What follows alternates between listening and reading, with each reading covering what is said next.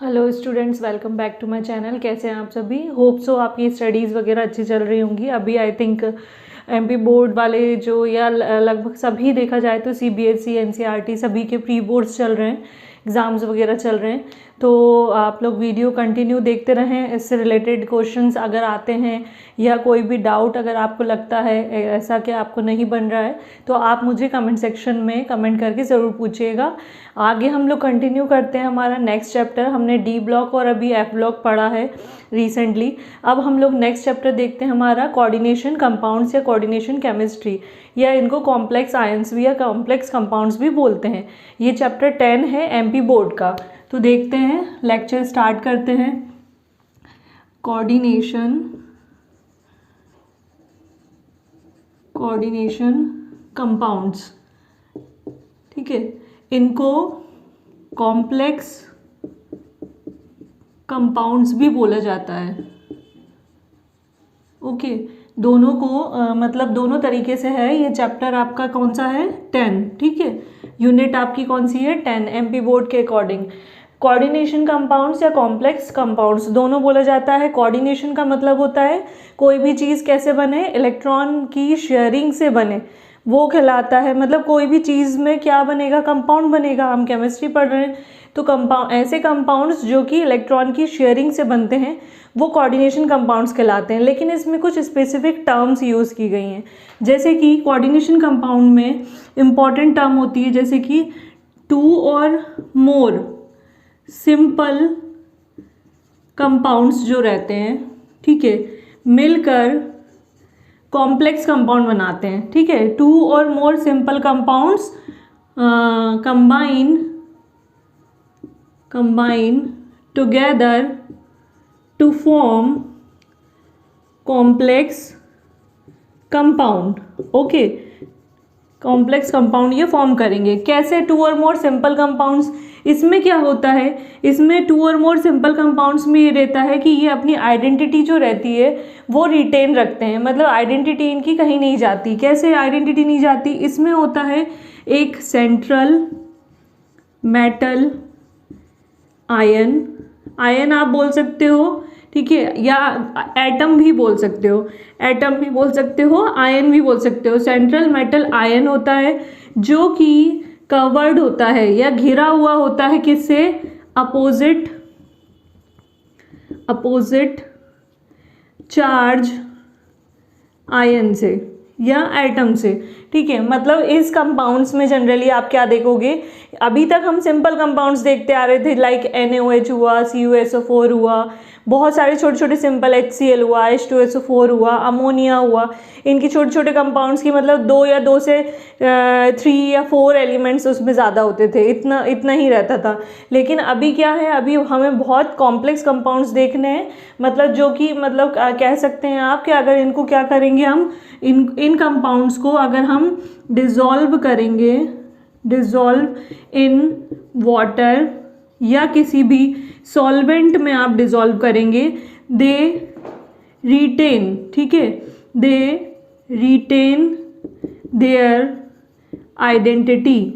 मतलब आप बोल सकते हो कि ये अपनी आइडेंटिटी लूज़ नहीं करते, ठीक है। अपनी आइडेंटिटी मतलब अगर इनको हम वाटर में डिज़ोल्व करें तो अगर ये सॉलिड स्टेट में है तो सॉलिड स्टेट में रहेंगे, अगर ये लिक्विड स्टेट में है, एक्वस स्टेट में, तो ये एक्वस स्टेट में रहेंगे।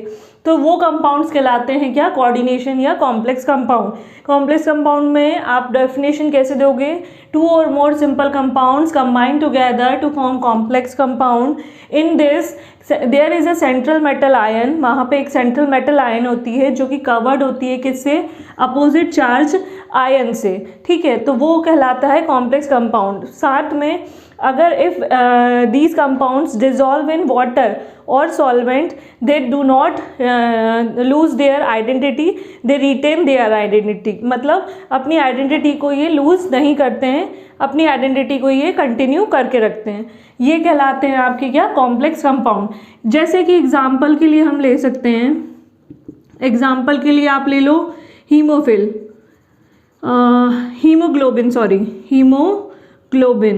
हीमोग्लोबिन हो गया, क्लोरोफिल हो गया, ये सारे जो कंपाउंड्स होते हैं ये क्या कहलाते हैं, कॉम्प्लेक्स कंपाउंड्स होते हैं। ये बहुत बड़े बड़े कंपाउंड्स होते हैं। जनरली आप बोल सकते हो प्लांट्स में, ठीक है, एनिमल्स में, मिनरल्स में, इन सभी जगह पे ये क्या होते हैं, प्रेजेंट होते हैं, फाउंड होते हैं। यहाँ पे ये मतलब यहाँ पे देखने को आपको मिल सकते हैं। एग्जाम्पल में ये तो आपको पता चल गया कि ये प्लांट्स एनिमल्स में हीमोग्लोबिन और क्लोरोफिल ये कॉम्प्लेक्स कंपाउंड है। लेकिन अगर हम इसको फॉर्मूले बेसिस पे देखें तो फॉर्मूले में या रिएक्शन बेसिस पे देखें, रिएक्शन एक देख लेते हैं कैसे बनते हैं। ये एक रिएक्शन करा के देखते हैं। जैसे कि हमने लिया क्या, अमोनिया NH3, ये लिया अमोनिया, लिया अमोनिया कैसे लिया है हमने, इसको ले लेते हैं हम एक्वस, AQ मतलब एक्वस, हल्का सा विस्कस ले लिया। इसकी रिएक्शन हमने कराई NiCl2 से, ठीक है, NiCl2 मतलब निकल क्लोराइड। इसकी जब रिएक्शन इससे कराएंगे तो कंपाउंड कुछ इस तरीके से फॉर्म होगा, NiNH3 6, इस तरीके से ब्रैकेट लगेगा, एंड क्लोराइड 2 नेगेटिव। ये कंपाउंड NiCl जो है ये जनरली ग्रीन कलर का सॉल्यूशन होता है, ठीक है। लेकिन जब ये अमोनिया आयन से रिएक्शन करता है तो ये एक क्या कर लेता है, नया कंपाउंड फॉर्म करता है जो कि कैसा होता है, पर्पल कलर का। तो ये क्या हुआ, पर्पल सॉल्यूशन तैयार होता है। ये कहलाएगा आपका क्या, कॉम्प्लेक्स कंपाउंड या कोऑर्डिनेशन कंपाउंड। इसके अलावा आपने एक और नाम सुना होगा, इस तरीके के कंपाउंड्स अब आपको ब्रैकेट में लिखे हुए 6 लिखा हुआ, बाहर ब्रैकेट के बाहर कोई एक एलिमेंट लिखा हुआ, बहुत सारे ऐसे कंपाउंड्स अब आपको पढ़ने, जैसे K4 इस तरीके से लिखा रहता है बाहर, FeCN6 इस तरीके से, इसको बोला जाता है पोटेशियम फेरोसाइनाइड या पोटेशियम हेक्साफेरोसाइनाइड, ठीक है। इस तरीके के बहुत सारे कंपाउंड्स अभी हम देखेंगे और इनमें क्या टर्मिनोलॉजी यूज़ की जाती है, कैसे ये बनाए जाते हैं, ये सब हम अब आगे धीरे धीरे करके देखते हैं। तो ये कोऑर्डिनेशन कंपाउंड है, क्लियर हो गया होगा आपको। अच्छा, कोऑर्डिनेशन कंपाउंड में दो चीज़ें होती हैं, एक होता है क्या, डबल सॉल्ट और एक होता है खुद कोऑर्डिनेशन कंपाउंड। कोऑर्डिनेशन कंपाउंड का तो मतलब आया कि अगर उनको हम डिसॉल्व करेंगे वाटर में या सॉल्वेंट में तो वो अपनी आइडेंटिटी को लूज़ नहीं करेंगे, वो एज इट इज़ रहेंगे, मतलब ब्रेक डाउन नहीं होंगे। लेकिन जो डबल सॉल्ट होते हैं, डबल सॉल्ट का मतलब होता है ऐसे कंपाउंड्स जो कि 2 और मोर सिंपल कंपाउंड से तो बनेंगे, कॉम्प्लेक्स कंपाउंड बनेंगे, लेकिन लूज देयर आइडेंटिटी, मतलब they can lose their identity, मतलब ये अपनी आइडेंटिटी को लूज़ कर देते हैं। अगर इनको हम वाटर में डिज़ोल्व करेंगे या किसी भी सॉल्वेंट में डिज़ोल्व करेंगे तो ये अपनी आइडेंटिटी को लूज़ करेंगे। इसका एग्जाम्पल, डबल सॉल्ट का एग्जाम्पल है मोहर सॉल्ट, ठीक है, मोहर सॉल्ट। इसका फॉर्मूला अगर हम देखें तो FeSO4, ठीक है, dot NH4 whole twice SO4.6H2O, ये मोहर सॉल्ट का फॉर्मूला है, ठीक है। मोहर सॉल्ट का फॉर्मूला ये है। अब इसको हमने क्या किया, वाटर में H2O में डिज़ोल्व कर दिया तो क्या होगा, यहाँ पे Fe2 positive, sulphate SO4 1 negative, NH4 1 positive, SO4 2 negative. इस तरीके से क्या करेगा, ये छोटे छोटे क्या कर लेगा, आयंस बना लेगा और टूट जाएगा, ब्रेक डाउन हो जाएगा, पूरा का पूरा डिसॉल्व हो जाएगा, अलग अलग आयंस फॉर्म कर लेगा। लेकिन वहीं अगर इसकी कॉम्प्लेक्स कंपाउंड की बात करें तो ये डिसॉल्व होने के बाद भी अपनी आइडेंटिटी को लूज नहीं करते। तो ये डबल सॉल्ट और कोऑर्डिनेशन कंपाउंड। अब इसके बाद देखते हैं हम इनकी टर्म्स मतलब कि कोऑर्डिनेशन कंपाउंड्स में जैसे ये ब्रैकेट है या 6 है या सेंट्रल मेटल आयन क्या होती है, इनके बारे में देखते हैं। तो अब हम लोग देखते हैं कोऑर्डिनेशन कंपाउंड में कौन सी टर्म्स यूज़ की जाती हैं, मतलब कोऑर्डिनेशन कंपाउंड जब बनता है तो उसको बेसिकली किस टर्म से जाना जाता है। पहली आती है हमारी कॉम्प्लेक्स आयन, ठीक है, या इसको आप कोऑर्डिनेशन आयन भी बोल सकते हो, ठीक है। मतलब जो कंपाउंड, अगर कोई भी कंपाउंड लिखा गया है तो उसमें कंपाउंड्स में क्या क्या चीज़ें हैं, बेसिकली उनको किस नाम से जाना जाता है वो हम देख रहे हैं टर्म्स में कोऑर्डिनेशन कंपाउंड्स में। तो कॉम्प्लेक्स आयन क्या होते हैं, कॉम्प्लेक्स आयन मतलब do not give test in solution, मतलब अगर हम किसी भी सॉल्यूशन में इन आयंस को, ऐसे कॉम्प्लेक्स आयन या ऐसे कोऑर्डिनेशन आयंस जिनको हम अगर सॉल्यूशन में डिज़ोल्व करेंगे तो वो कोई भी टेस्ट नहीं देते, मतलब उनका टेस्ट नहीं लगाया जा सकता है, तो वो कहलाते हैं क्या, कोऑर्डिनेशन आयन। एग्जाम्पल के लिए हम देख लेते हैं, ये 3 टाइप के होते हैं। ये होगा कैटाइनिक, ठीक है, एनायनिक और न्यूट्रल सी, ठीक है। मतलब ये 3 तरीके के होते हैं ऑन द बेसिस ऑफ क्या बोल सकते हो आप, ions, positive charge, negative charge या न्यूट्रल जो कि कोई भी चार्ज नहीं रहेगा, ठीक है। कैटाइनिक का अगर एग्जांपल लेते हैं तो हम ले लेते हैं CONH3 3 पॉजिटिव। ये क्या है, कैटाइनिक का, क्यों, क्योंकि इस पे 3 पॉजिटिव चार्ज है। एनायनिक मतलब जिस पे नेगेटिव चार्ज हो, FeCN6, इस पे -4 चार्ज। न्यूट्रल में Ni, मतलब कंपाउंड्स इससे लिखे हुए हैं आपके, आप देख लेना कि कैटाइनिक क्या होते हैं, एनायनिक क्या है, चार्ट बना हुआ है टेबल में, उसके अकॉर्डिंग आप चेक कर सकते हो, ठीक है। निकल निकल कोबाल्ट 4, इस पे कोई भी चार्ज नहीं रहेगा, ठीक है।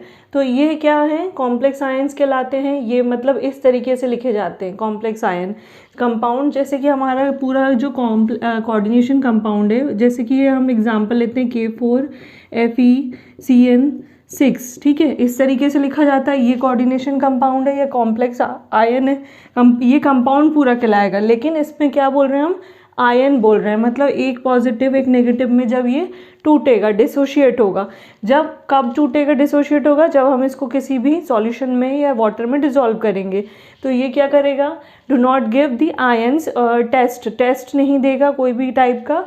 लेकिन ये किस टाइप से होगा, कैटाइनिक होगा, एनायनिक होगा या न्यूट्रल हो सकता है। पॉजिटिव चार्ज, नेगेटिव चार्ज या कोई भी चार्ज इस पर प्रेजेंट नहीं रहता, उसको बोला जाता है कॉम्प्लेक्स आयन। मतलब ये पूरा इतना जो रहेगा आपका पार्ट, ये क्या कहलाएगा, आपका कॉम्प्लेक्स आयन कहलाएगा, ठीक है। होप सो आपको समझ में आ रहा हो। अगर नहीं आए तो आप मुझे कमेंट करके ज़रूर बताना, ठीक है। बी आते हैं हम। अब जो कॉम्प्लेक्स है उसमें सेंट्रल मेटल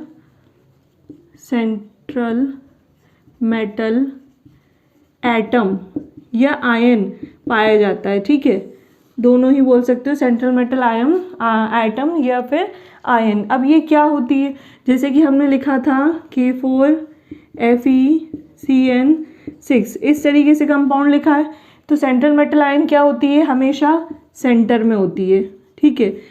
और सेंटर में होने के बाद क्या होती है, लिगेंड से कनेक्ट होती है, मतलब आसपास उसके कुछ लिगेंड्स कनेक्ट होते हैं। लिगेंड्स क्या होते हैं वो भी मैं बताती हूँ आपको। ये रहती है आपकी क्या, बीच वाली ये जो पार्ट Fe रहेगा, ठीक है। ये यहाँ पे आप कोबाल्ट देख लो या फिर ये निकल देख लो, ये आयरन, ये सारी जो क्या कहलाएंगी, सेंट्रल मेटल आयंस कहलाएंगी, जो कि सेंटर में प्रेजेंट होती हैं, या फिर इसको एटम्स भी आप बोल सकते हो। बी हो गया ये।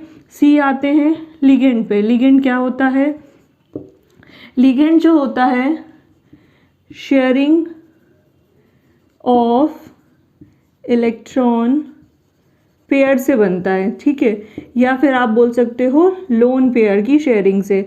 मतलब क्या करते हैं, और ये किसके बीच में बनेगा, लिगेंड जो रहते हैं वो होते क्या हैं वो भी मैं बता रही हूँ, लेकिन ये बनते किससे हैं, शेयरिंग ऑफ इलेक्ट्रॉन पेयर से या फिर लोन पेयर से। इलेक्ट्रॉन की शेयरिंग करते हैं, और या लोन पेयर अगर उसके पास एलिमेंट के पास होता है तो उसकी शेयरिंग करते हैं कंपाउंड की, तो उससे क्या बनता है, लिगेंड बनता है। कैसे बनता है लिगेंड, मैंने बताया आपको, जो सेंट्रल मेटल एटम है या आयन है उसके आसपास क्या होती है, लिगेंड लगी होती है। मतलब आसपास क्या लगी होगी, लिगेंड लगी होगी। ये आपकी लिगेंड है। कैसे पता चलेगा लिगेंड, जैसे कि हमने लिखा है K4FeCN6, ठीक है, ये हमारा फॉर्मूला है, ये कोऑर्डिनेशन कंपाउंड है। इसमें लिगेंड कौन सी है, ये तो हमारी क्या हो गई, CMA हो गई, सेंट्रल मेटल आयन, जो कि सेंटर में रहेगी। ये हमारा जो रहेगा 6 लिखा हुआ है छोटे ब्रैकेट में जो लिखा हुआ है, ये हमारा कहलाएगा क्या, लिगेंड, जो कि क्या करता है, आसपास सेंट्रल मेटल आयन के लगा हुआ होता है। और ये क्या होता है, नंबरिंग बेसिस पे होता है, मतलब 6 भी हो सकता है, 4 भी हो सकता है, 2 भी हो सकता है। ये लिगेंड्स जो रहती है वो क्या करती है, इसके पास लोन पेयर ऑफ इलेक्ट्रॉन होते हैं जो कि ये सेंट्रल मेटल आयन को दे देती है, डोनेट कर देती है, और उसको क्या कर लेती है, पूरा एक बोल सकते हो आप मतलब पूरी तरीके से उसको घेर लेती है। डी आते हैं कोऑर्डिनेशन बॉन्ड। बॉन्ड मतलब ऑब्वियसली जो बॉन्ड बनेगा, मतलब किसके बीच में बनेगा, सेंट्रल मेटल आयन और लिगेंड के बीच में जो बॉन्ड बनेगा, ठीक है, वो बॉन्ड कहलाता है क्या, कोऑर्डिनेशन बॉन्ड। और इसको कोऑर्डिनेशन बॉन्ड को हमेशा एरो से रिप्रेजेंट करते हैं, हमेशा याद रखिएगा। जैसे कि हमारी ये आयरन है तो इसके पास क्या है, लिगेंड लगे हुए हैं, ठीक है, CN6 है तो CN6 बना देते हैं इस तरीके से। तो ये एरो जो है वो आयरन की तरफ रहेगा, मतलब क्या कर रहा है, CN क्या कर रहा है, अपना lone pair of electrons iron को दे रहा है। तो किसके थ्रू दे रहा है, मतलब बनेगा तो कुछ ना कुछ उसमें बॉन्ड भी बनेगा उन दोनों को अटैच रखने के लिए। तो वो बॉन्ड क्या कहलाता है, वो बॉन्ड कहलाता है कोऑर्डिनेशन बॉन्ड। और हमेशा इस तरीके से एरो से, किस तरफ के एरो से शो करेगा, लिगेंड से सेंट्रल मेटल आयन की तरफ शो करेगा, टुवर्ड्स शो करेगा। फिर इसके बाद ई आते हैं कोऑर्डिनेशन स्पेयर पे, ठीक है। कोऑर्डिनेशन स्पेयर का मतलब क्या होता है, अब जैसे कि हमने ये फॉर्मूला लिखा K4FeCN6, ठीक है, और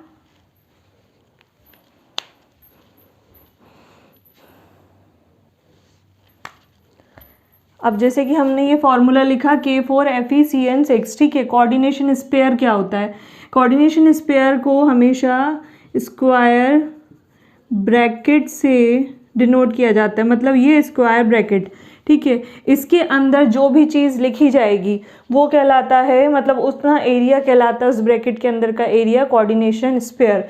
जैसे कि K4FeCN6 है तो ये पूरा जो इलाका कहलाएगा, ये पूरा, या मतलब जैसे कि सेंट्रल मेटल आयन और लिगेंड यहाँ पे प्रेजेंट है, और भी कुछ कंपाउंड इसमें लिखा जा सकता है, तो ये कहलाएगा आपका क्या, कोऑर्डिनेशन स्पेयर। अब इसके बाद वाला, मतलब बाहर वाला अगर हम देखें, मतलब ये जो एरिया कहलाएगा जहाँ पे यहाँ पे अगर कोई कंपाउंड लिखा हुआ है या एलिमेंट लिखा है तो उसको बोला जाता है आयोनिक स्पेयर, ठीक है। इस तरीके से मैं अभी एक डायग्राम बना दूंगी जिससे कि आपको समझ में जाएगा कि किस चीज़ को क्या बोला जाता है, ठीक है। ये हो गया कोऑर्डिनेशन स्पेयर। फिर इसके बाद आते हैं हमारे चिलेशन पे। नेक्स्ट है कोऑर्डिनेशन स्पेयर हो गया F, चिलेशन। चिलेशन बोल सकते हो आप या चीलेट्स बोल सकते हो, ठीक है। चीलेट्स से चिलेशन क्या होते हैं, ठीक है। जब अच्छा एक चीज़ और नहीं बताई मैंने आपको, लिगेंड जो होते हैं, लिगेंड कई टाइप के होते हैं, मतलब शेयरिंग ऑफ इलेक्ट्रॉन पेयर से तो बनेंगे, लेकिन क्या होते हैं, ये होते टाइप्स में हैं। जैसे कि अगर क्या होता है, इसमें हम लें कि लिगेंड अगर सिंगल है, सिंगल लिगेंड अगर रहेगा तो उसको यूनिडेंटेड बोलेंगे, यूनिडेंटेड, ठीक है। अगर 2 हैं तो बाइडेंटेड या डाइडेंटेड, अगर 3 हैं तो ट्राइडेंटेड लिगेंड, ठीक है। अगर 6 हैं या 5 हैं तो टेट्रा हेक्सा, इस तरीके से। मतलब जैसे कि हमने यहाँ पे बोला है ना K4FeCN6, तो यहाँ पे हम जो बोलते हैं इसको पूरा नाम जब लिया जाता है तो हम लोग लगाते हैं क्या, पोटेशियम हेक्साफेरोसाइनेट, सॉरी हाँ, हेक्सासाइनोफेरेट बोला जाता है इस कंपाउंड का नाम। वो नॉमेनक्लेचर हम देखेंगे अभी, IUPAC नॉमेनक्लेचर कि कैसे किया जाता है कंपाउंड का नाम। इसमें मतलब पहले पोटेशियम को लिया जाएगा कि आयरन को लिया जाएगा कि साइनाइड को लिया जाएगा, CN को बोला जाएगा, वो हम नॉमेनक्लेचर में देखेंगे। लेकिन आप ये याद रखिएगा कि लिगेंड जो होते हैं वो भी क्या होते हैं, नंबरिंग बेसिस पे, जैसे कि 6 हो गया, 5 हो गया, मैंने बताया ना, यूनिडेंटेड, बाइडेंटेड, इस तरीके से। तो चिलेशन है, चिलेशन में चीलेट्स क्या होते हैं, जब पॉलीडेंटेड, पॉलीडेंटेड का मतलब बहुत सारे लिगेंड, पॉलीडेंटेड लिगेंड एटम्स के साथ, एटम्स, पॉलीडेंटेड लिगेंड जो हैं एटम्स के साथ आप बोल सकते हो बॉन्ड फॉर्म करते हैं, बॉन्ड फॉर्म करते हैं, और वो भी कैसे, मल्टीपल, है ना, पॉलीडेंटेट है तो बहुत सारे हो जाएंगे। और किसके साथ करेंगे, एटम्स बॉन्ड फॉर्म करेंगे किसके साथ, मल्टीपल, रुक जाइए, polydentate ligand form multiple bonds with central metal atom. ठीक है, पॉलीडेंटेड लिगेंड क्या करेंगे, जब मल्टीपल बॉन्ड्स फॉर्म करेंगे सेंट्रल मेटल लिगेंड्स के साथ, तो वो कहलाता है क्या आपका चीलेट्स। और एंड साथ में and form a ring like structure, ring like structure, मतलब एक रिंग लाइक स्ट्रक्चर फॉर्म कर लेंगे तो उस प्रोसेस को या उस कंपाउंड को चिलेट्स कहा जाता है। ठीक है, और उस फिनोमेना को, मतलब उस प्रोसेस को चिलेशन कहा जाता है। देख लीजिए आप, जैसे कि ये ही है, यहीं पे आप एग्जांपल देख लीजिए। ठीक है, यहाँ पे हमने Cn लिख दिया, यहाँ Cn लिख दिया, यहाँ Cn लिख दिया, 1 2 3 4 5 6। ठीक है, आयरन को क्या हुआ है, इस तरीके से साइनाइड ने, Cn ग्रुप ने पूरी तरीके से घेरा हुआ है, एक रिंग फॉर्म कर रहा है, तो इसलिए इस कंपाउंड को हम चिलेशन बोलते हैं, चीलेट्स बोलते हैं। इसका और भी एक एग्जाम्पल है EDTA, अच्छा एग्जाम्पल है ये। इसका फुल फॉर्म आप याद रखिएगा, पूछा जा सकता है। इसको बोला जाता है ethylene diamine tetra acetate ion. ठीक है, ये इंपॉर्टेंट है, EDTA का फुल फॉर्म पूछा जा सकता है। फॉर्मूला भी आप बुक से देख लीजिएगा, बहुत बड़ा है इसका फॉर्मूला। और अगर हम एग्जांपल से देखें रिंग लाइक स्ट्रक्चर में, चिलेशन में, तो जैसे कि हमने लिया CH3C double bond NOH CH3NOH, ये कंपाउंड है। ठीक है, कंपाउंड बोल दो आप, या एक लिगेंड है। ठीक है, ये क्या है आपका लिगेंड। इसकी रिएक्शन हमने किससे कराई, Ni2 पॉजिटिव, ये क्या है आपका सेंट्रल मेटल एटम। ठीक है, इसकी रिएक्शन इससे कराई। हमें बताना क्या है, चिलेट्स बताना है। चिलेट्स कैसे बनेगा, ये आएगा आपका निकल, अब इसको घेरेगा रिंग लाइक स्ट्रक्चर कौन बनाएगा, नाइट्रोजन। कैसे बनाएगा, इस तरीके से, कोऑर्डिनेशन बॉन्ड के थ्रू। कोऑर्डिनेशन बॉन्ड मतलब नाइट्रोजन के पास क्या है, लोन पेयर, लोन पेयर किसको दे रहा है, निकल को। ठीक है, कोऑर्डिनेशन बॉन्ड के थ्रू ये कनेक्ट हो गया। अब इसके बाद रिंग बना रहा है, तो बाकी के कंपाउंड्स भी इससे जुड़ेंगे। OH मतलब जो जुड़ा हुआ है ऑलरेडी उसमें, OH ऑक्सीजन, यहाँ ऑक्सीजन,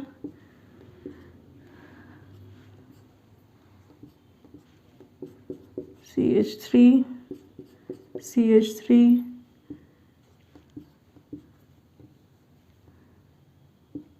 CH3 CH3, इस तरीके के कंपाउंड बनेगा। ठीक है, इसको जो नाम है इसका बोला जाता है निकल डाई मिथाइल ग्लाइओक्सिम। ठीक है, इसका नाम है ये। इस तरीके से, मतलब निकल को किसने कर लिया, निकल को, सेंट्रल मेटल आयन को लिगेंड ने घेर लिया और एक रिंग लाइक स्ट्रक्चर बना लिया, तो उसको बोला जाता है, इस प्रोसेस को चिलेशन। ये चिलेट्स ऑब्जेक्टिव में या फिर शॉर्ट नोट में लिखने को आ सकता है। तो ये कुछ इंपॉर्टेंट टर्म्स थी। कौन कौन सी टर्म्स थी, पहला था कॉम्प्लेक्स आयन, उसके बाद आपका central metal ion, ligand, ligand में कितने टाइप की लिगेंड होती हैं, और आपकी जो कॉम्प्लेक्स आयन थे वो भी 3 टाइप के होते हैं, वो मैंने आपको बता दिए। लिगेंड काफ़ी सारे टाइप की होती हैं। पॉलीडेंटेड, जब एक लिगेंड लगी होगी सेंट्रल मेटल आयन से तो उसको यूनिडेंटेड, जब बहुत सारी लगी होंगी तो polydentate. Number of number according to the number ligands के नंबर नोमेनक्लेचर किया जाता है। कोऑर्डिनेशन बॉन्ड के through ligand central metal ion से जुड़ता है। कोऑर्डिनेशन स्पेयर, जिसमें सेंट्रल मेटल आयन और लिगेंड प्रेजेंट होता है। ब्रैकेट, स्क्वायर ब्रैकेट से रिप्रेजेंट किया जाता है इसको।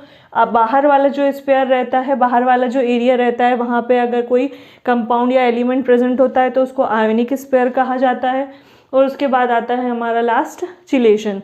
तो ये कुछ टर्म्स थी इंपॉर्टेंट, आप याद रखिएगा। एक बार हम लास्ट देख लेते हैं, जैसे कि हमारा K4FeCN6 ये कंपाउंड है। ठीक है, इसी में हम सारी चीज़ देख लेते हैं। ये हमारी सेंट्रल मेटल आयन, ये हमारा लिगेंड, ये हमारा लिगेंड का नंबर हेक्सा ठीक है, मतलब आप बोल सकते हो ये क्या है, कोऑर्डिनेशन नंबर, ठीक है, जिसके थ्रू, जो कि किससे जुड़ा है, आयरन से जुड़ा हुआ है, किसके थ्रू, कोऑर्डिनेशन बॉन्ड के थ्रू, CB के थ्रू।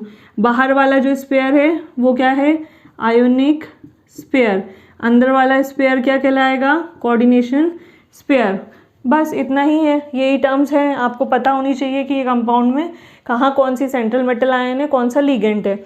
अच्छा, इसमें टेबल भी बना हुआ है, आपको टेबल में दिया गया है कि कितने मतलब लिगेंड्स कौन कौन से होते हैं, एसिडिक मतलब, या फिर आप बोल सकते हो कैटाइनिक लिगेंड कौन सा होता है, एनाइनिक लिगेंड कौन सा होता है, ठीक है, और साथ में सेंट्रल मेटल आयन क्या होती है, लिगेंड्स कौन कौन से होते हैं। लिगेंड्स में जैसे कि हमारे पास क्या हो गया, H2O हो गया, उसके बाद आपका क्लोरीन हो गया, CN हो गया, NH3 हो गया, ये सारी क्या है आपकी लिगेंड्स है। तो आपको क्या करना है, सबसे पहली चीज़ कि टेबल याद करना है, कैटाइनिक और एनाइनिक सेंट्रल मेट जो कॉम्प्लेक्स आयन है वो याद करना है, साथ में लिगेंड्स के नाम भी याद करने हैं कि लिगेंड्स क्या होते हैं, और फिर चिलेशन में भी कौन से लिगेंड्स लगाए जाते हैं, ठीक है। इसके बाद ही आप क्या कर पाओगे, नॉमेनक्लेचर सही से कर पाओगे, किसका, किसी भी कंपाउंड का। जैसे हम नेक्स्ट हमारा टॉपिक नॉमेनक्लेचर है, IUPAC नॉमेनक्लेचर, वो देखते हैं। IUPAC का फुल फॉर्म आप मुझे कमेंट सेक्शन में ज़रूर करके बताइएगा। 11 से पढ़ते हुए आ रहे हैं हम, अब हम ये जो कंपाउंड्स हैं, इस तरीके के कंपाउंड्स लिखे जाते हैं, तो उनका नॉमेनक्लेचर देखते हैं। तो अब हम लोग देखते हैं nomenclature, IUPAC nomenclature of coordination compounds, ठीक है। ये इंपॉर्टेंट है, लगभग 5 मार्क्स में पूछा जा सकता है, इसलिए आप थोड़ा सा इसको ध्यान से देखिएगा। इनकी नेमिंग कैसे की जाती है, कंपाउंड्स आपको बना के फॉर्मूले दे दिए जाएंगे, उनकी नेमिंग करनी होगी, या नेमिंग दे दिए जाएंगे, नेम्स दे दिए जाएंगे, उनको आपको फॉर्मूले में लिखना होगा। एटलीस्ट 5 मार्क्स में तो ये आता ही आता है, इसलिए इसको, ये बहुत मोस्ट इम्पॉर्टेंट है नॉमेनक्लेचर कोऑर्डिनेशन कंपाउंड का, तो आप ये ध्यान से देखिएगा। इसको स्टेप वाइज देखते हैं कि नॉमेनक्लेचर सबसे पहले कैसे किया जाता है। ऑर्डर ऑफ या ऑर्डर ऑफ नेमिंग आयंस, मतलब आयंस को किस तरीके से लिखा जाएगा, किस ऑर्डर में लिखा जाएगा। तो सबसे पहले ऑर्डर आता है, मतलब फर्स्ट आपको क्या लिखना है, कैटायन लिखना है, एंड देन एनायन लिखना है। मतलब कैसे, जैसे कि NaCl, Na पॉजिटिव होता है, Cl नेगेटिव, Na पॉजिटिव मतलब कैटायन, Cl नेगेटिव मतलब एनायन। एग्जाम्पल के लिए मैं बता रही हूँ आपको। तो पहले आपको, जब आप नॉमेनक्लेचर करोगे किसी भी किसका, कॉम्प्लेक्स कंपाउंड का, तो उसमें कैटायन पहले लिखा जाएगा, एनायन बाद में लिखा जाएगा। तो ये तो जैसे कि हमारा नॉर्मल फार्मूला है NaCl, तो हम कैसे लिखते हैं, सोडियम क्लोराइड, मतलब कैटायन पहले एनायन बाद में। क्लोराइड सोडियम तो नहीं लिखते हम, है ना। अब ये तो नॉर्मल कंपाउंड हुआ। अब जैसे कि हम कॉम्प्लेक्स कंपाउंड ले लें, K4FeCN6, ये हो गया। तो इसमें पॉजिटिव कौन सा है, ये पॉजिटिव, ये नेगेटिव, ठीक है। सॉरी, इसमें भी नेगेटिव, ये पूरा कॉम्प्लेक्स नहीं रहेगा, इसमें आयन देखना होगा, ये नेगेटिव होता है CN। तो इसलिए यहाँ पे पहले लिखा जाता है पोटेशियम साइनोफेरेट, ठीक है। ये ऐसे इसका नॉमेनक्लेचर किया जाता है। ये किसका है, K4FeCN6 का नॉमेनक्लेचर है। यहाँ पे ये जो आता है इस बेसिस पे इसका, ये मतलब इस तरीके से लिखा जाता है। अब आगे मैं बताऊंगी आपको स्टेप वाइज कि कैसे इनका नॉमेनक्लेचर करते हैं। पहली स्टेप यही है कि ऑर्डर ऑफ नेमिंग आयन, मतलब पहले कैटायन का नाम लिखेंगे, फिर एनायन, मतलब पॉजिटिव चार्ज पहले आएगा, देन नेगेटिव चार्ज आएगा। सेकंड आते हैं ऑर्डर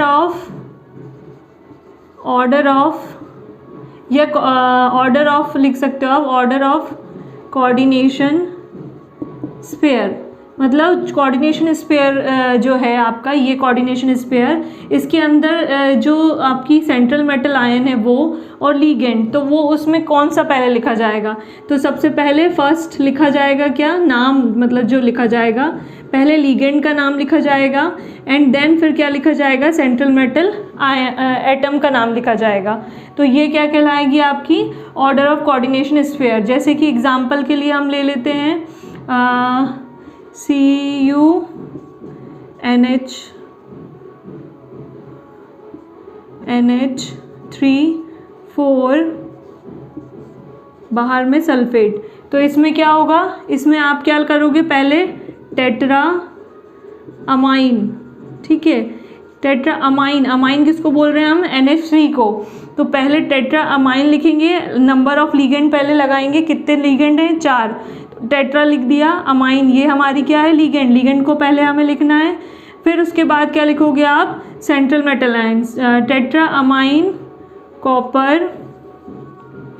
कॉपर सल्फेट, ये इसका नॉमेनक्लेचर होगा, ये कंपाउंड का नाम होगा। मतलब पहला रूल है कैटायन, पहले पॉजिटिव आयन और नेगेटिव आयन देखना है कंपाउंड में, फिर उसके बाद लीगेंड और सेंट्रल मेटल आयन देखना है। फिर थर्ड आता है नेम ऑफ लीगेंड। लीगेंड की नेमिंग कैसे की जाएगी? जैसे कि लीगेंड कैसे होते हैं मैंने बताया था, पॉजिटिव भी होते हैं, नेगेटिव भी होते हैं और न्यूट्रल भी होते हैं, ठीक है। क्या होंगे? पॉजिटिव भी होंगे, कैटायनिक भी होंगे, एनायनिक भी होंगे, न्यूट्रल भी होंगे। तो इनके लिए पॉजिटिव, नेगेटिव और न्यूट्रल के लिए, तीनों के लिए क्या होता है? सफिक्स यूज़ होता है। कैसा सफिक्स यूज़ होता है?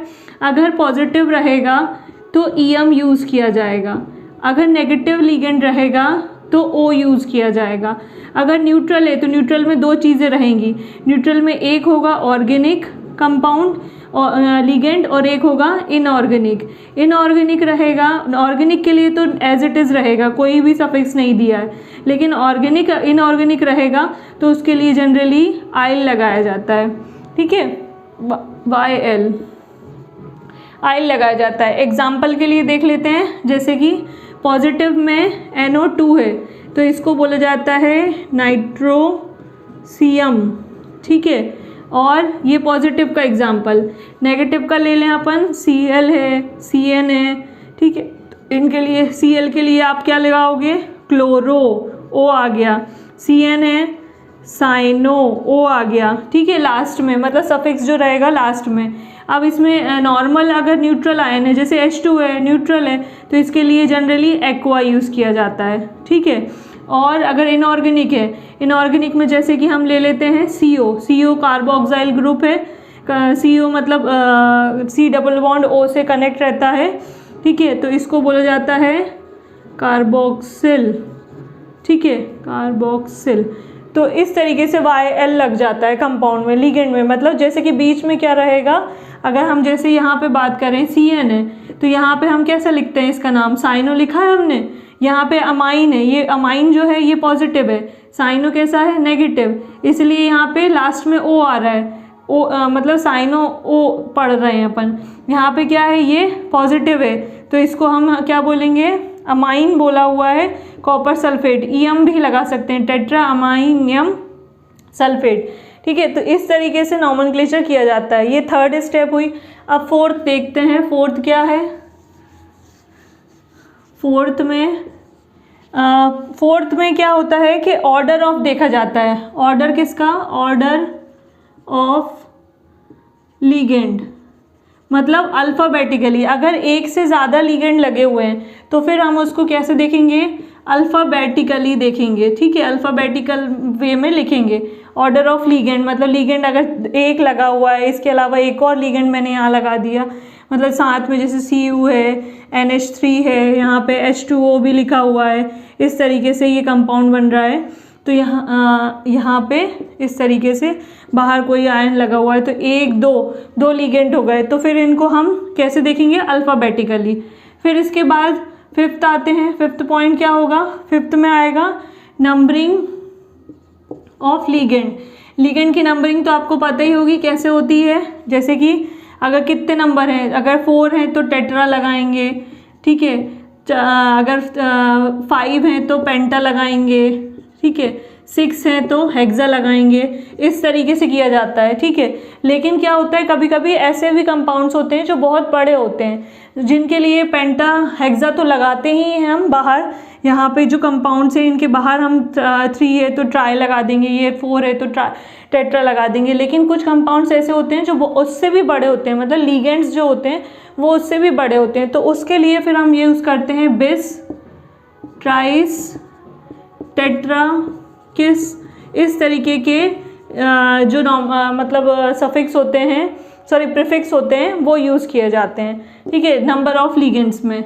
फिर आते हैं हम नेक्स्ट, ब्रिजिंग लिगेंड्स, मतलब जनरली क्या कहा जाएगा, अगर आप देखें तो कि जो नॉमेनक्लेचर है वो बेस्ड हमारा किस पे है, लिगेंड्स पे ही बेस्ड है। मेन जो अगर हम देख रहे हैं नॉमेनक्लेचर तो वो लिगेंड पे बेस्ड है।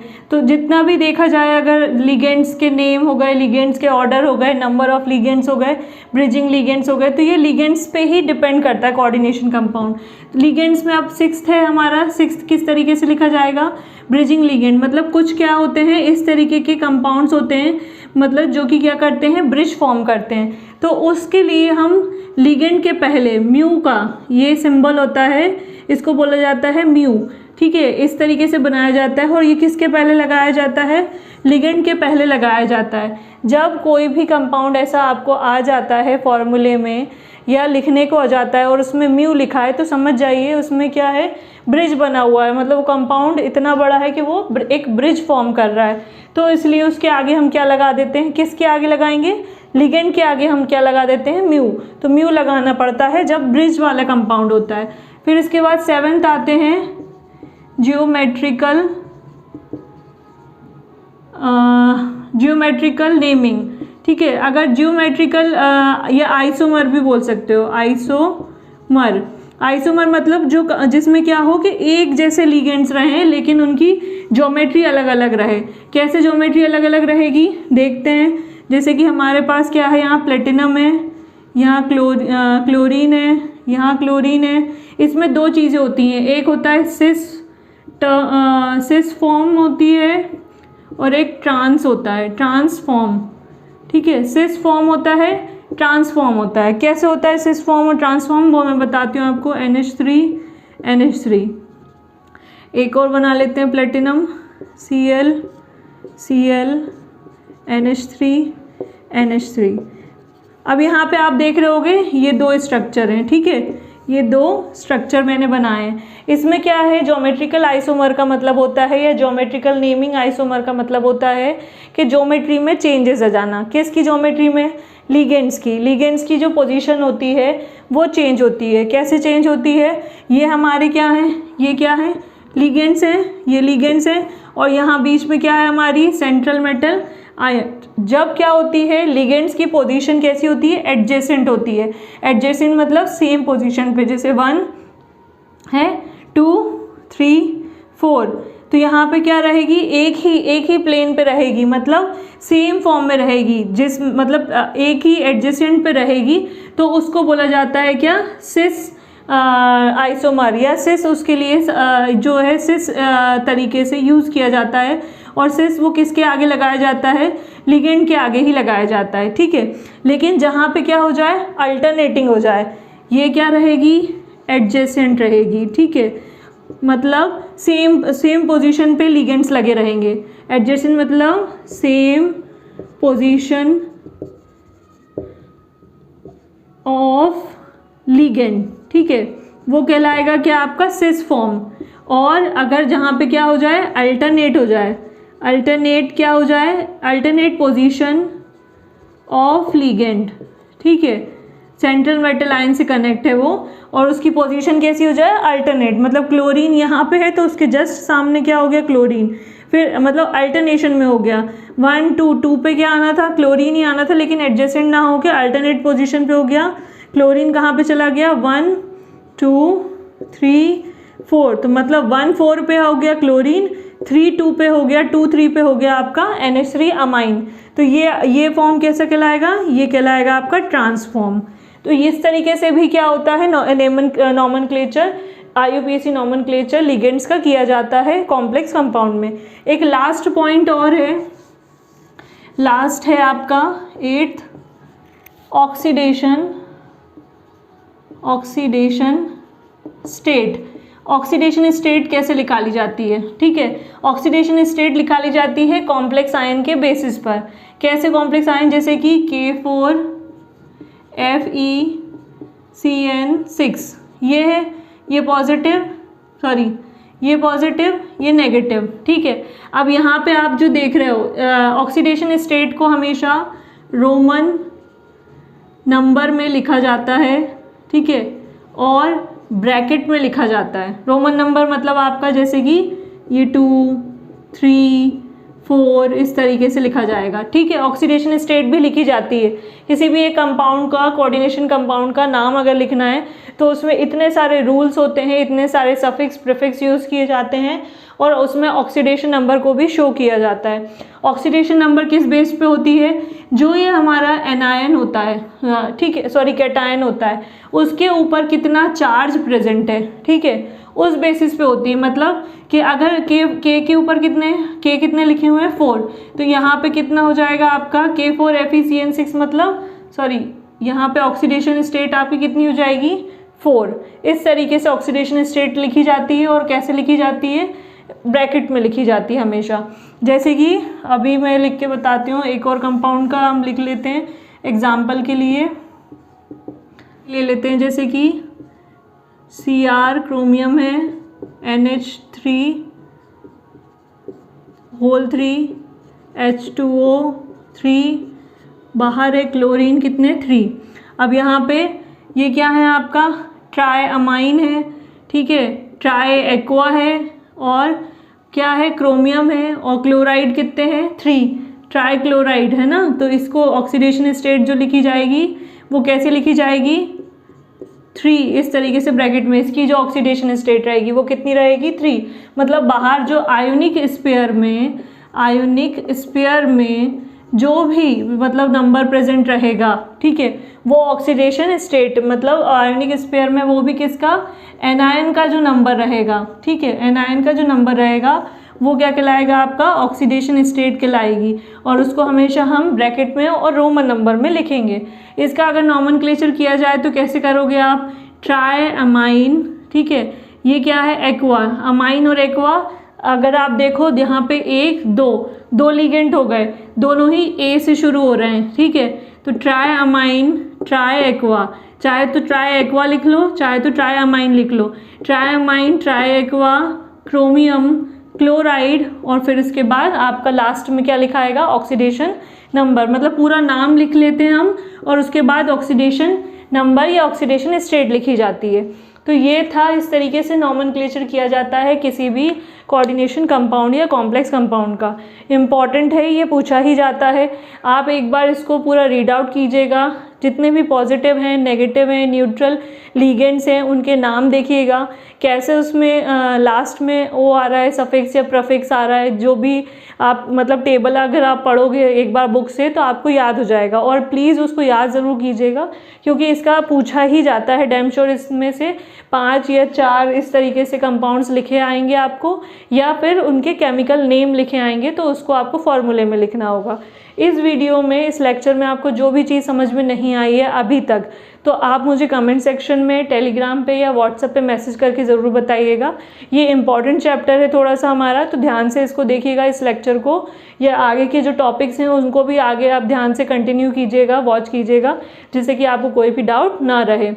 अच्छा, इनके जो नॉमेनक्लेचर हैं वो जनरली नीट के जो एग्ज़ाम होते हैं, JEE के जो एग्ज़ाम्स होते हैं उसमें भी आते हैं ये, तो उस पॉइंट ऑफ व्यू से आप पढ़िएगा। अगर उसको ध्यान में रखते हुए आप स्टडी करेंगे तो आपके लिए ही बेस्ट रहेगा। मेरी वीडियो को लाइक करें, शेयर करें, सब्सक्राइब करें, आगे फॉरवर्ड करें जितना हो सकता है, ताकि मेरा भी मोटिवेशन रहे बूस्टअप।